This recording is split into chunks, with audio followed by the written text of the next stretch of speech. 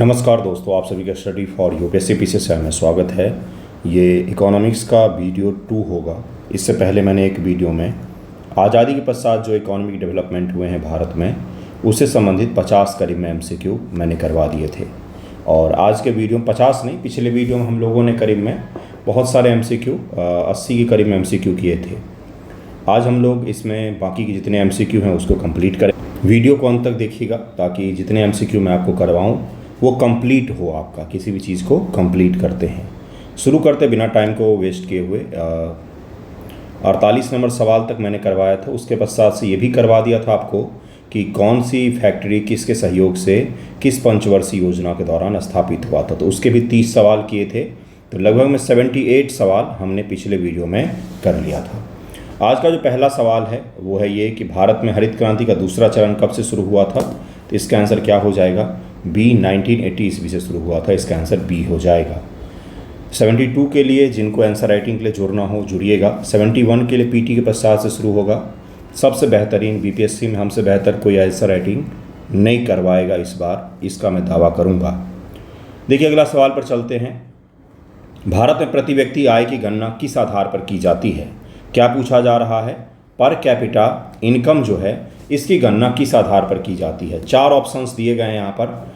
सकल राष्ट्रीय आय, gross national income, सकल घरेलू उत्पाद, ग्रॉस डोमेस्टिक प्रोडक्ट, या फिर नेट नेशनल इनकम या नेट डोमेस्टिक प्रोडक्ट। तो इसका आंसर क्या हो जाएगा 51 का? इसका आंसर सी हो जाएगा। नेट नेशनल इनकम जो है इसको जब हम जनसंख्या से डिवाइड कर देते हैं तो हमें क्या मिलता है? उसके पश्चात से हमें प्राप्त होता है पर कैपिटा इनकम। जीडीपी को डिवाइड नहीं करते हैं। जो हमारे देश का नेट इनकम है उसको हम पॉपुलेशन से डिवाइड करते हैं तो हमें क्या मिलता है? Per capita income. Per capita income मिलता है। इसको याद रखिएगा। ये सब छोटे छोटे सवाल स्टेटमेंट बनाकर पूछे जा सकते हैं। भारत में वास्तविक जीडीपी और नाम मात्र जीडीपी में क्या अंतर होता है? ये सवाल पूछा जा सकता है आपसे एग्जामिनेशन में, है ना। डीएसओ में पूछा गया था जिस प्रकार का, अगर वैसा ही पूछा जाए ट्रेंड तो इस प्रकार के सवाल आ सकते हैं जो वन लाइनर से थोड़ा सा इतर होते वन लाइनर लेकिन कॉन्सेप्चुअल बेस्ड सवाल हैं। वास्तविक जीडीपी मुद्रास्फीति समायोजित होती है। नाम मात्र जीडीपी में निर्यात शामिल नहीं होता है। वास्तविक जीडीपी में कर शामिल नहीं होता है। नाम मात्र जीडीपी स्थिर कीमतों पर आधारित होती है। Nominal GDP is based on constant price. ये पूछा जा रहा है। तो इसका आंसर क्या हो जाएगा कि वास्तविक जीडीपी में मुद्रास्फीति समायोजित होती है। इसका आंसर ए हो जाएगा। इसका आंसर ए हो कि वास्तविक जीडीपी में मुद्रास्फीति इन्फ्लेशन को हम लोग शामिल करते तब जाके हमें वास्तविक जीडीपी मिल पाता है। इन्फ्लेशन अर्थात महंगाई को हम लोग शामिल करते हैं। जबकि नाम मात्र जीडीपी चालू कीमतों पर आधारित होती है। इसको एज इट इज याद रखिएगा। ये सवाल पूछा जा सकता है आपसे। भारत में सकल मूल्य वर्धित यानी कि जीवीए, ग्रॉस वैल्यू एडेड का उपयोग किसके लिए किया जाता है? तो जीडीपी मापने का यह एक तरीका है। ग्रॉस वैल्यू एडेड एक तरीका है। ओके, इसका आंसर बी हो। जीवीए जो होता है और जीडीपी जो होता है इसमें बेसिक कुछ अंतर भी होता है। जैसे पर्टिकुलर किसी सेक्टर का अगर आपको निकालना है कि कितना उत्पादित हुआ है तो उसके लिए बेस्ट जीडीपी नहीं बल्कि जीवीए होता है। और सूक्ष्म स्तर पर जानकारी जीवीए में निकल करके आती है। और जीडीपी जो है ये बृहद स्तर पर किसी देश के सीमा के क्षेत्र में ये गणना कर सकता है, लेकिन सूक्ष्म स्तर पर जो होता है वो जीडीपी होता है। ये भी जीवीए होता है, ये भी याद रखिएगा। भारत में जीडीपी डिफ्लेक्टर क्या मापता है? मुद्रास्फीति का दर, सोचिए 4 ऑप्शन मिला हुआ है आपको। बेरोजगारी का दर, निर्यात का वृद्धि, आय असमानता। इसका आंसर क्या हो जाएगा?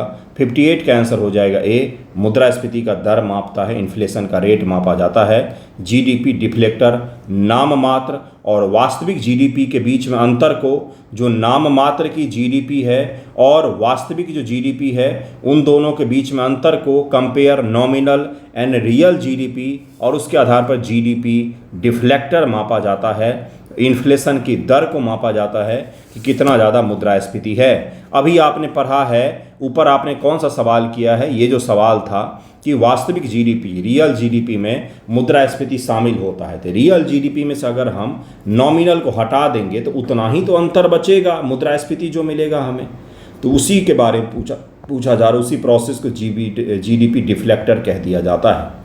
भारत में SDG 2 शून्य भूखमरी के तहत राष्ट्रीय खाद्य सुरक्षा अधिनियम कब लागू हुआ? भोजन का अधिकार भी इसको कहा जाता है। भोजन का अधिकार, ये मनमोहन सिंह गवर्नमेंट जब भारत में इलेक्शन होने वाला था 2014 में, उससे पहले उन्होंने इस एक्ट को पारित किया था।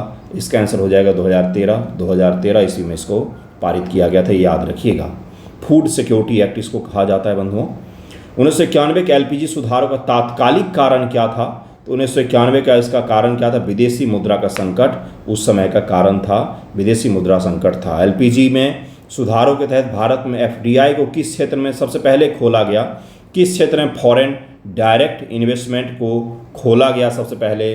तो वो है दूर संचार का क्षेत्र। दूर संचार के क्षेत्र में सबसे पहले प्राइवेट सेक्टर को अनुमति दी गई, जिसके पश्चात से BSNL, MTNL, ये जो तरह तरह की सरकारी कंपनियां हुआ करती थी, ये धीरे धीरे करके गायब होनी शुरू हो गई और प्राइवेट कंपनियां वर्तमान में जियो एयरटेल है, लेकिन पहले जियो एयरटेल, यूनिनॉर, वोडाफोन और बहुत सारी कंपनियां काम करती थी।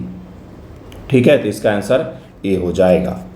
1991 के LPG सुधारों के बाद भारत में निर्यात में कितने % की वृद्धि हुई? इसका आंसर हो जाएगा 150% की वृद्धि हुई है।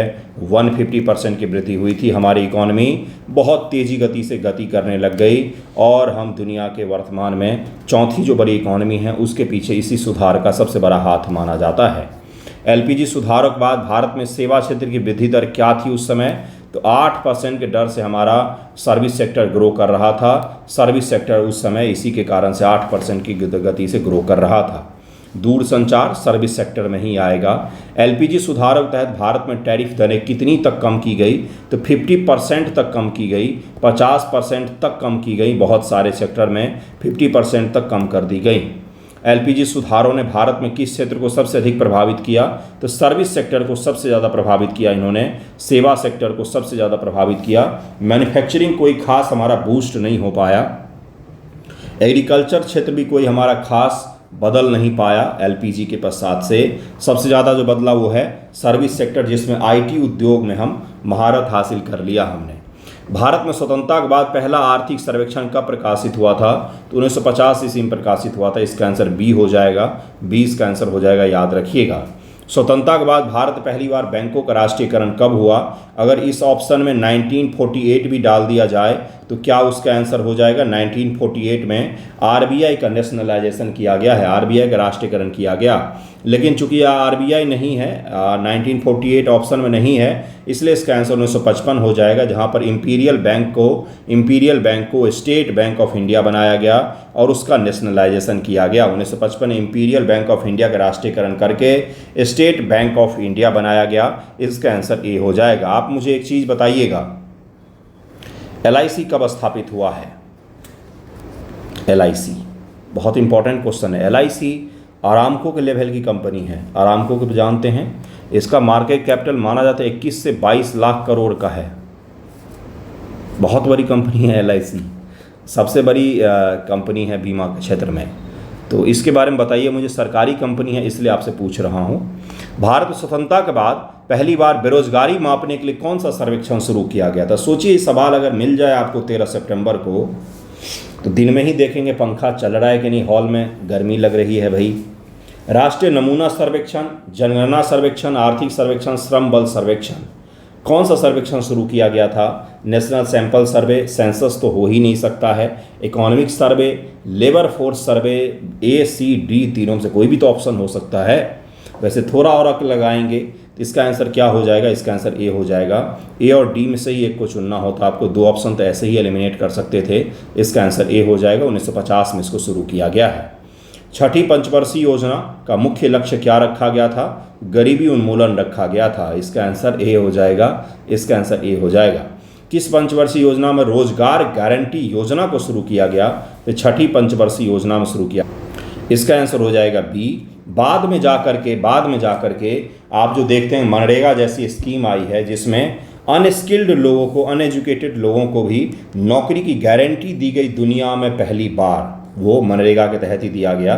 इस पर आधारित भी एमसीक्यू मैं आपको करवाऊंगा इकोनॉमिक्स में, जल्द ही कल परसों में करवा दूंगा मैं आपको। इसका आंसर बी हो जाएगा, बी हो जाए। किस पंचवर्षीय योजना में राष्ट्रीय ग्रामीण रोजगार गारंटी नरेगा शुरू किया गया? तो ये 11वीं पंचवर्षीय योजना में सी इसका आंसर हो जाएगा। उस समय इसका नाम नरेगा था, बाद में मनरेगा नाम पड़ गया।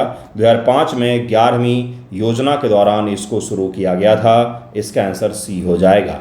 8वीं पंचवर्षीय योजना 92-97 का मुख्य फोकस क्षेत्र क्या था? तो मानव विकास पर ध्यान केंद्रित करना, मानव संसाधन विकास अर्थात ह्यूमन रिसोर्स डेवलपमेंट। अब हमें लोगों को एजुकेट करना था, स्किल करना था, क्योंकि 92 ईस्वी तक इकोनॉमिक रिफॉर्म हो चुका है भारत में। अब नई नई नौकरियां सृजित होनी थी, आईटी के सेक्टर में, कंप्यूटर के क्षेत्र में, या स्किल्ड वर्कर्स की अब ज़रूरत पड़ने वाली थी। तो इसी को लेकर के 8वीं पंचवर्षीय योजना में मानव संसाधन विकास पर केंद्रित किया गया। शिक्षा, स्वास्थ्य, रोजगार, इन सब चीज़ों पर डेवलप किया गया। इसका आंसर ए हो जाएगा। किस पंचवर्षीय योजना भारत ने सामाजिक समावेश को प्राथमिकता दी? तो 11वीं पंचवर्षीय योजना में सामाजिक समावेश यानी कि कमजोर वर्ग, महिला, SC ST OBC या किसान मजदूर वर्गों के लिए विशेष ध्यान इस समय में दिया गया है। 12वीं पंचवर्षीय योजना तक ही आई, उसके बाद पंचवर्षीय योजना को बंद कर दिया गया। एक से नेक्स्ट क्वेश्चन देखिए क्या है, किस पंचवर्षीय योजना में भारत ने सतत विकास को पहली बार शामिल किया था? तो सतत विकास 12वीं पंचवर्षीय योजना का भाग था। ये आपके DSO वाले एग्जाम में, डिस्ट्रिक्ट स्टैटिस्टिकल ऑफिसर वाले एग्जाम BPSC में ये सवाल पूछा गया है। इसका आंसर क्या हो जाएगा? डी इसका आंसर हो जाएगा, डी इसका आंसर हो जाएगा। हरित क्रांति के दौरान भारत में कौन सी बीज सबसे पहले पेश किया गया था? तो मैक्सिकन गेहूँ, मैक्सिकन गेहूँ जो है, मैक्सिकन गेहूँ, इसी का कमाल था। भारत में स्वामीनाथन साहब का सबसे बड़ा योगदान माना जाता है इसमें। इसका आंसर हो जाएगा बी। मैक्सिकन गेहूँ की खासियत होती है कि उच्च प्रोडक्टिविटी होती है इसकी। इसका आंसर बी हो जाएगा। अगला सवाल, हरित क्रांति ने भारत में किस नदी बेसिन को सबसे अधिक प्रभावित किया था? तो सतलज और ब्यास का बेसिन अर्थात हरियाणा और पंजाब का जो मैदान है, यहाँ पर सबसे ज़्यादा उपज हुआ था उस समय, हरियाणा और पंजाब के मैदान में। भारत में शुद्ध घरेलू उत्पाद NDP की गणना कैसे की जाती? Net domestic product. GDP से हम लोग किस पर आ रहे हैं? NDP पर, ग्रॉस से नेट पर आ रहे हैं। तो जो मूल्य ह्रास हुआ है, जो डेप्रिसिएशन हुआ है, ह्रास हुआ, उसको बस हटा दीजिए GDP में से। G से N हटा आना है तो -D करना होता है, डेप्रिसिएशन को माइनस करना होता है। तो आपको क्या मिल जाएगा? आपको नेट डोमेस्टिक प्रोडक्ट मिल जाएगा। मूल्य ह्रास को अगर हटा देते हैं तो आपको नेट डोमेस्टिक प्रोडक्ट मिल जाता है। इसका आंसर सी हो जाएगा, इसका आंसर सी हो जाएगा। याद रखिएगा, नेशनल इनकम चैप्टर का ये सब सवाल है। भारत में GDP गणना में निवेश व्यय का हिस्सा कितना माना जाता है? तो 30% का हिस्सा है। इसका आंसर सी हो जाएगा। भिलाई इस्पात पर ये सब मैं आपको करवा चुका हूँ। ये जितने फैक्ट्री वैक्ट्री स्थापित हुए सब मैंने करवा दिए थे आपको, ये सारे सवाल करवाए हुए। अगला सवाल देखिए क्या है कि इंक्लूसिव डेवलपमेंट इंडेक्स किस संस्था के द्वारा विकसित किया गया है? तो ये किया गया है वर्ल्ड इकोनॉमिक फोरम के द्वारा। इसका आंसर सी हो जाएगा। यह GDP के बजाय समावेशी विकास को मापता है। नैरोजी ड्रेन थ्योरी का मुख्य सार क्या था? पूंजी का बाहर जाना। सबसे पहले भारत में जो सही तरीके से नेशनल इनकम निकालने का प्रयास किया था वो दादा भाई नैरोजी ही थे। कौन सा आर्थिक संकेतक आर्थिक असमानता को दिखाता है? तो गिनी गुणांक जो है आर्थिक असमानता को दिखाता है। 0 से 1 के बीच में होता है, जहाँ पर 1 का मतलब है एक्सट्रीम इनइक्वालिटी और असमानता सबसे ज़्यादा, 1 का मतलब है असमानता सबसे ज़्यादा, और 0 का मतलब होता है असमानता वहाँ पर बिल्कुल भी नहीं है। 0 से 1 के बीच में अंक होते हैं। लॉरेंज वक्र जो होता है उसी की गणितीय गणना गिनी गुणांक के माध्यम से की जाती है। नेक्स्ट क्वेश्चन पर ट्रिकल डाउन सिद्धांत का क्या तात्पर्य है? विकास का ट्रिकल डाउन सिद्धांत का क्या तात्पर्य है? ये आपके मेंस में सवाल पूछा जा चुका है। ट्रिकल डाउन थ्योरी से PT में भी पूछा जा सकता है। इसका क्या तात्पर्य है? प्रत्यक्ष गरीबी हटाओ, सामाजिक न्याय सुनिश्चित करना, उच्च वर्ग से निम्न वर्ग तक विकास का लाभ पहुंचना, जन भागीदारी आधारित विकास। इसका आंसर हो जाएगा ट्रिकल डाउन का मतलब है सी हो जाएगा, उच्च वर्ग से निम्न वर्ग तक विकास के लाभ पहुंचना। शुरुआत में जब भारत का प्लानिंग किया गया था, नियोजन किया गया था आर्थिक अर्थव्यवस्था का, तो उस दौरान ये थ्योरी रखी गई थी। इसको पता होगा आपको भी कि अगर हम देश के आय को बहुत ज़्यादा बढ़ा देंगे, GDP को बहुत ज़्यादा बढ़ा देंगे, उच्च वर्ग की आय को बहुत ज़्यादा बढ़ा देंगे, तो देश के कमज़ोर वर्गों तक आय अपने आप पहुंच जाएगी। ट्रिकल डाउन इसलिए कहा जा रहा है कि छन छन कर उन तक क्या पहुंच जाएगा, इनकम पहुंच जाएगा, संसाधन और वित्तीय सेवाएं पहुंच जाएंगी। लेकिन ऐसा हुआ नहीं, जीडीपी तो बड़ा हुआ, लोग अमीर भी हो गए और असमानता बहुत ज़्यादा हो गई, इसलिए ट्रिकल डाउन के थ्योरी को समाप्त कर दिया गया, इस सिद्धांत को माना नहीं गया। नेक्स्ट क्वेश्चन पर चलते हैं। अगला सवाल है, कौन सी योजना शब्द को पहली बार इंक्लूसिव ग्रोथ शब्द को पहली बार उपयोग किया गया, कौन सी योजना में? तो इसका आंसर हो जाएगा 11वीं पंचवर्षीय योजना में इंक्लूसिव ग्रोथ शब्द का पहली बार उपयोग किया गया। इंक्लूसिव ग्रोथ का पहली बार 11वीं में उपयोग किया गया, जहां पर समावेशी और सतत विकास यानी कि समावेशिता मुख्य रूप से गरीब वर्ग, समाज के सबसे वंचित वर्गों तक विकास को पहुंचाने के लिए इस प्रकार के शब्दों का उपयोग किया गया और पंचवर्षीय योजना में उसको ध्यान भी रखा गया। तभी मनरेगा जैसी जो बड़ी बड़ी योजनाएं हैं, फूड सिक्योरिटी एक्ट जैसी जो योजनाएं हैं, वो आपको इसी पंचवर्षीय योजना के दौरान देखने को मिलता है। नेक्स्ट देखिए क्या, स्ट्रक्चरल एडजस्टमेंट प्रोग्राम किसके द्वारा लागू किया गया था? तो IMF और वर्ल्ड बैंक के द्वारा लागू किया गया था 1991 में। 1991 में इसके अंतर्गत ऋणों की शर्तें तय की गई थी, इसका आंसर बी हो जाएगा। भारत की पहली औद्योगिक नीति की घोषणा 1948 ईस्वी में किया गया था, 1948 में किया गया था, इसका आंसर ए हो जाएगा। जीडीपी डिफ्लेक्टर किसका अनुपात होता है? कुछ देर पहले ही आपसे मैंने पूछा था कि नॉमिनल जीडीपी और रियल जीडीपी का अंतर होता है, डिफरेंस होता है, तो इसका आंसर क्या हो जाएगा? इसका आंसर ए हो जाएगा। अगला सवाल है, कौन सा संकेतक हरित जीडीपी को मापता है? विच of the following help estimate green GDP?